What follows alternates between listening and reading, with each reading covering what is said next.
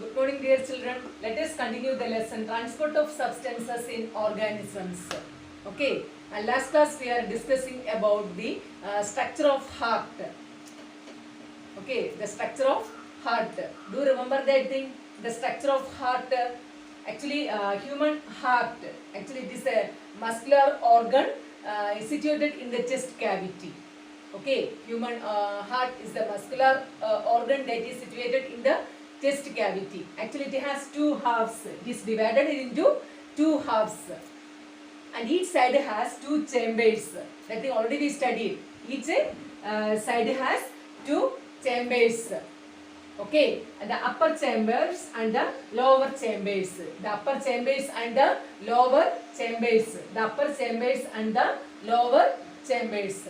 And the upper chambers are called atria and the lower chambers are called ventricles. Okay, the upper chambers are called atria and the lower chambers are called ventricles.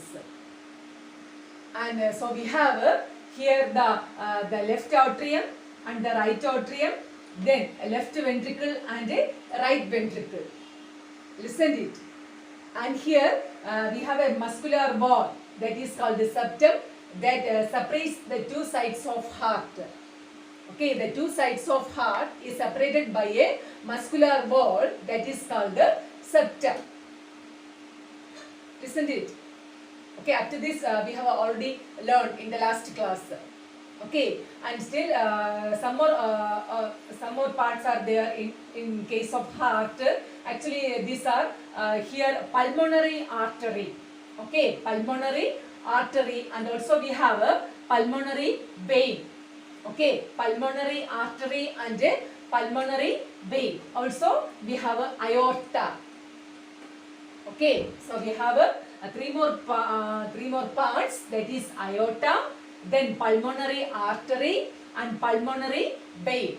Okay, aorta, pulmonary artery and pulmonary vein. Listen it. That is actually about the structure of heart. Okay, actually the human heart that function as a double pump. Okay, the human heart that acts as a double pump. And when we run for some time or do any hard physical activity, our heart beats faster. Okay, the thing you know, our heart beats faster. If you run fast for some time, or when we do any hard physical activity, that time our heart beats faster. Actually, this is because in such cases or such times, the body needs more oxygen to release more energy through respiration. Okay, this is because in such cases our body needs more oxygen to release more energy through respiration. And in order to supply more oxygen, blood flows faster. Okay, in order to supply more oxygen, the blood flows faster. Isn't it? Next we can see how our hearts works. Okay. The next about the working of heart. Okay, working of heart. You know, there are two types of blood vessels, that is arteries and veins. Arteries and veins. And veins carries the impure blood, that is the carbon dioxide rich blood. Okay, the blood in the veins that actually carries the impure blood, that is which is mostly that contains carbon dioxide. Okay, and here the impure blood from the veins flows into the right atrium of the heart. Okay, the impure blood from the veins flows into the right atrium of the heart. Okay, the impure blood from the veins flows into the right atrium of the heart. Okay, and from here the blood enters into the right ventricle through an opening. That is, from the right atrium it enters into the right ventricle through an opening. Okay, the impure blood from the veins that flows into the right atrium of the heart, and from the right atrium through an opening it goes to the right ventricle. Okay, and here the impure blood is actually transported from the right ventricle to the lungs through the pulmonary aorta. Okay, sorry, pulmonary artery. Okay, the impure blood is then transported from the right ventricle. Okay, now the impure blood is in the right ventricle, and from the right ventricle it is transported to the lungs through the pulmonary artery. Okay, that is actually the function of pulmonary artery. Through pulmonary artery, the impure blood from the right ventricle that goes to the lungs. Listen to it. Okay, the impure blood from the right ventricle that is transported to the lungs through the pulmonary artery. And in the lungs actually their gaseous exchange takes place. That thing already learned. Okay, the lungs actually the gaseous exchange takes place. Okay, where the blood gives off carbon dioxide and takes oxygen. Okay, that is the blood that goes to the lungs actually that contains carbon dioxide rich blood. So the blood gives off carbon dioxide and takes oxygen. Okay, and here the impure blood from the veins that flows into the right atrium of the heart, and from the right atrium it goes to the right ventricle through an opening. Okay, and the impure blood from the right ventricle that is transported to the lungs through the pulmonary artery, and in the lungs actually the gaseous exchange takes place and the blood gives off carbon dioxide and takes in oxygen. Now the blood from the lungs actually that contains oxygen rich blood. Okay, actually the oxygen rich blood that is carried to the left atrium. Okay, the oxygen rich blood that is carried to the left atrium by the pulmonary vein. Okay, that is the oxygen rich blood from the lungs that is carried to the left atrium by the pulmonary vein. Actually that is the function of pulmonary vein. Okay, that is the pulmonary vein that carries the oxygenated blood from the lungs to the left atrium. Okay, and here from the left atrium the blood flows to the left ventricle. Okay, from the left atrium the blood flows through the left ventricle through an opening. Listen to it. The oxygen rich blood from the lungs that is carried to the left atrium by the pulmonary vein. Okay, oxygen rich blood from the lungs that is carried to the left atrium by the pulmonary vein, and from the left atrium the blood goes to the left ventricle through an opening. Okay, and the left ventricle then pumps oxygen rich blood to the every part of the body through aorta. Okay, that is through aorta the left ventricle pumps the oxygen rich blood to every part of our body. Okay, the left ventricle pumps the oxygen rich blood through to the every part of the body through aorta. Okay, that is the function of actually aorta. Okay, through aorta left ventricle pumps the oxygen rich blood to every part of our body. Actually aorta is the largest artery in the body. Okay, which is the largest artery in the body? That is aorta. Aorta is the largest artery in the body. Aorta is the largest artery in the body. Okay, then the oxygen is used by cells. Okay, then the cells produce carbon dioxide. Okay, the cells produce what? Carbon dioxide. Then the blood takes the carbon dioxide and returns to the right ventricle. Okay, the cells produce carbon dioxide and that carbon dioxide is taken up by the blood and returns to the right ventricle. Then the blood is now pumped back to the lungs. Okay, the blood is now pumped back to lungs. Listen to it. And here the oxygen rich blood from the lungs that is carried to the left atrium by the pulmonary vein, and from here the blood flows to the left ventricle through an opening.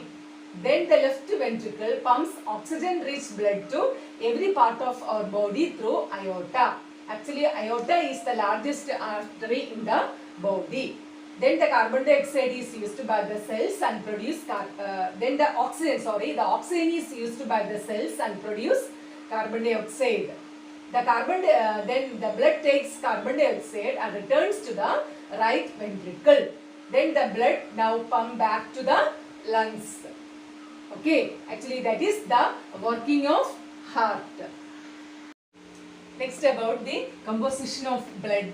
Okay, composition of blood. That is what are the things that contain in blood. Actually, the blood of vertebrate actually that contains red blood cells, that is called RBCs, and white blood cells, WBCs, and blood platelets. Okay, these are the constituents of blood. Okay, the blood contains red blood cells. Red blood cells are called RBCs. Then white blood cells, they are WBCs, and blood platelets. Blood platelets. These are the constituents of blood. Okay, red blood cells, that is RBCs. Then white blood cells, WBCs, and blood platelets. Listen it. And here the fluid portion of blood, that is called plasma. Which is the fluid portion of blood? Plasma. Plasma is the fluid portion of blood. Then what is the function of actually plasma? Plasma that carries the all dissolved substances, and including waste materials are carried by the plasma. Okay, all dissolved substances and the waste materials are carried by actually the fluid portion, plasma. Okay, and the red blood cells that contains a pigment called hemoglobin. Red blood cells contain actually hemoglobin, which is red in color. Okay, red blood cells contain actually hemoglobin, which is red in color, and which gives red color to blood. Okay, hemoglobin gives red color to blood. Listen to it. Red blood cells contains hemoglobin, which is actually red in color, which gives red color to blood. Okay, then what are the constituents of blood? Red blood cells, then white blood cells, and blood platelets. Which is the fluid portion of blood? Actually it is plasma. Okay, plasma is the fluid portion of blood. Then plasma that carries all dissolved substances, including the waste materials. Okay, and the red blood cells contain hemoglobin, which is red in color, and which gives red color to blood. Okay, that is about the composition of blood. Let's see the constituents of blood in detail. The first is red blood cells or RBCs. Okay, actually it is the most common cells found in the blood. Okay, red blood cells are the most common cells found in blood. And here the oxygen and carbon dioxide that is readily bind with the hemoglobin of RBCs. Okay, RBC actually contain hemoglobin. The oxygen and carbon dioxide that easily bind with the hemoglobin of the blood of red blood cells. Okay, and also the blood transport gases in the body with the help of red blood cells. Okay, the blood transport gases in the body, actually it is with the help of red blood cells. Okay, and here the red blood cells are most common cells found in blood. Red blood cells are the most common cells found in blood, and the oxygen and carbon dioxide gases can easily bind with the hemoglobin of red blood cells, and the transport gases in the body with the help of red blood cells. That is about what? Red blood cells. Next is the white blood cells or WBCs. Okay, white blood cells or WBCs. Actually they are colorless. White blood cells are colorless and they do not contain hemoglobin. Okay, white blood cells are colorless and they do not contain hemoglobin. And white blood cells are fewer and bigger than RBCs. Okay, they are fewer and fewer in number, and which are bigger than red blood cells. And also the white blood cells that kill germs. They kill germs. Also defend the body against the infectious diseases. Okay, and they defend the body against the infectious diseases. That is actually the function of white blood cells. Okay, white blood cells are colorless. They do not contain hemoglobin. Okay, white blood cells are colorless and they do not contain hemoglobin. They are fewer and bigger than red blood cells. Okay, and also they kill germs and defend the body against the infectious diseases. Okay, they kill germs and defend the body against the infectious diseases. Okay, and here the white blood cells are colorless and they do not contain hemoglobin, and they are fewer and bigger than the red blood cells, and they kill germs and they defend the body against the infectious diseases. That is about white blood cells. Next, about blood platelets. Blood platelets. Okay, actually these are tiny cell fragments. Blood platelets are tiny cell fragments. Okay, suppose when a blood vessel is damaged, what happens actually? The blood flows out from it. Okay, when a blood vessel is damaged, the blood that flows out from it. Okay, and such case the body cannot afford such a loss of blood from the blood vessel. Okay, our body can't afford to let blood flow out. Okay, so actually therefore a clot is formed actually that seals the wound. Okay, that is in order to prevent the blood loss or blood flow, a clot is formed which actually seals the wound. And here the blood platelets they play an important role in the clotting of blood. Okay, and here the blood platelets that play an important role in the clotting of blood. Okay, actually the blood platelets are tiny cell fragments. The blood platelets are tiny cell fragments. When a blood vessel is damaged, the blood that flows out from it. But our body cannot afford such a loss of blood or a flow of blood from the blood vessels. Therefore, a clot is formed actually that seals the wound. And here the blood platelets that plays an important role in the clotting of blood. Actually that is about the blood platelets. Okay children, in today's class we have learned about the working of heart. Okay, and also the constituents of blood. Okay, what are the important constituents of blood? That is red blood cells, white blood cells, and the blood platelets. Also, you have learned the function of these constituents. Okay, study well, children. That is the end of today's class. Thank you.